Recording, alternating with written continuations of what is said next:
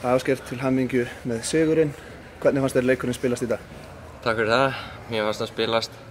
Þetta var hægt spil en við vorum svona, byrjum kannski minna með boltan og þeir sóttu á okkur en svo vorum við með yfirhöndin allan leikinn sko, með boltan og allt hannig sko. Nú gerir þú 2 mörk. Hvernig lýsir þeim fyrir okkur?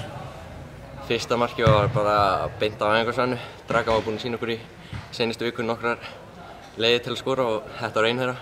Sendi upp á haffa og framherjinn kemur. Það var svo í endan þá sendi Sindri bara upp í horn og ég veit ekki hvað mann lítið eftir þessu. Ég ætlaði að fara með hann út í horn en ákvað bara að fara inn á miði. Nú tjekkaðirðu, lést markmanninn leggjast. Voru þetta stáltaugar eða bara vissir ekki hvað þetta er að gera? Nei, ég fekk krampa þegar ég var að fara að skjóta og þess vegna skaut ég ekki strax, þannig að það var alveg þess vegna. Nú hefðirðu getað gert rennuna og fékkst hérna dauðafæri í byrjun seinni hálfleiks. Hvað klikkaði? Ég veit það ekki. Bjössi var nálægt mér og ég veit ekki. Hvernig fannst þér Kjartan Páll standa sig í markinu í dag? Hann var hrikalega góður.